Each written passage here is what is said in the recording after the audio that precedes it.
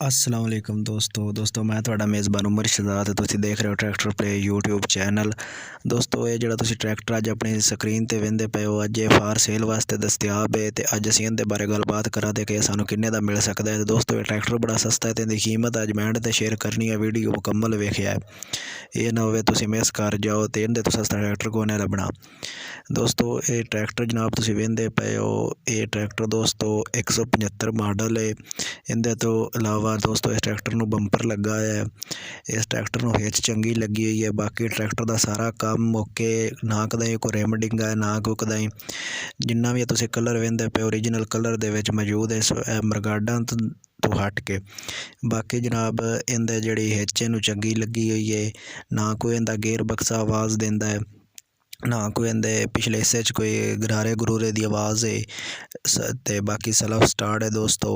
ਇਹਦੇ ਤੋਂ ਇਲਾਵਾ ਦੋਸਤੋ ਇਹਦਾ ਜਿਹੜਾ ਅਗਲਾ ਹਿੱਸਾ ਉਹਦਾ ਵੀ ਕੋਈ ਕੰਮ ਸ਼ਾਮ ਨਹੀਂ ਹੋਣ ਵਾਲਾ। ਟਾਇਰ ਟਰੈਕਟਰ ਦੇ ਚੰਗੇ ਨੇ। ਅੱਜ ਵੀਡੀਓ ਪੂਰੀ ਵੇਖਣੀ ਹੈ, ਇਹ ਮੇਰੇ ਤੁਹਾਡੇ ਨਾਲ ਹੈ ਵੀ ਕੀਮਤ ਇਹਦੀ ਐਂਡ 'ਤੇ ਦੱਸਣੀ ਹੈ।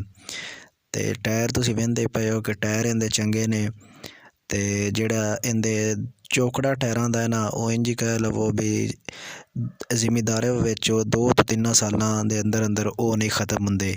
ਬਾਕੀ ਟਰੈਕਟਰ ਦਾ ਜਿਹੜਾ ਪਿਛਲਾ ਹਿੱਸਾ ਤੁਸੀਂ ਵੇਖ ਲਓ, ਫਿਲਹਾਲ ਲਿੰਕਾਂ ਦੇ ਨਾਲ ਨਹੀਂ ਤੇ ਹੋ ਸਕਦਾ ਲਿੰਕਾਂ ਦਾ ਮੈਨੂੰ ਕਨਫਰਮ ਨਹੀਂ ਤੁਹਾਨੂੰ ਮਿਲਣ ਕਿ ਨਾ ਮਿਲਣ। ਬਾਕੀ ਤੁਸੀਂ ਇਹਦੇ ਪਿੱਛੋਂ ਲੁੱਕ ਵੇਖ ਲਓ, ਨਾ ਕਦੇ ਕੋਈ ਟੂਪ ਚੇਂਜ ਹੋਈ ਹੈ, ਜੈਨੂਅਨ ਟੂਪਾਂ ਨੇ, ਨਾ ਕੋਈ ਕਿਸੇ ਟੂਪ ਤਰੇੜ ਮਾਰੀ ਹੋਈ ਹੈ, ਨਾ ਕੋਈ ਟੂਪ ਜਿਹੜੀ ਹੈ ਨਾ ਜ਼ਖਮੀ ਇਹੋ ਜਿਹੀ ਵੀ ਕੋਈ ਨਹੀਂ, ਨਾ ਕੋਈ ਐਕਸਚੇਂਜ ਹੋਈ ਹੈ। ਬਾਕੀ ਸਟੇਅਰਿੰਗ ਸੀਟ, ਪਿਛਲੀ ਸੀਟ ਇਹਦੇ ਨਾਲ ਤੁਹਾਨੂੰ ਕੋਈ ਨਹੀਂ ਮਿਲਣੀ, ਜੋ ਚੀਜ਼ ਹੈ ਇਹ ਹੀ ਮਿਲਣੀ ਹੈ ਦੋਸਤੋ। ਹਿੱਚ ਜਿਹੜੀ ਹੈ ਉਹ ਚੰਗੀ ਲੱਗੀ ਹੈ, ਚੰਗੀ ਰੀਝ ਦੀ ਲੱਗੀ ਹੈ ਤੇ ਟਾਇਰ ਦੀ ਕੰਡੀਸ਼ਨ ਤੁਸੀਂ ਨਜ਼ਦੀਕ ਤੋਂ ਵੇਖਦੇ ਹੀ ਪਏ ਹੋ ਵੀ ਟਾਇਰ ਵੀ ਚੰਗੇ ਨੇ।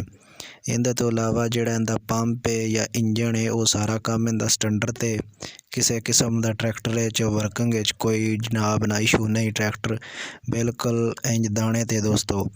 ਇਹਦੇ ਤੋਂ ਇਲਾਵਾ ਜੇ ਇਹਦੇ ਅਸੀਂ ਮਾਡਲ ਦੀ ਗੱਲ ਕਰੀਏ ਤੇ ਮਾਡਲ ਦੋਸਤੋ ਇਹ 75 ਮਾਡਲ ਹੈ। ਅੱਗੇ ਤੁਹਾਨੂੰ ਦੱਸ ਦਿੱਤਾ ਹੈ, ਅੱਗੇ ਤੁਸੀਂ ਵੇਖ ਲਓ ਇਹਦੇ ਨਾਲ ਤੁਹਾਨੂੰ ਇੱਕ ਬੰਪਰ ਵੀ ਮਿਲਣਾ।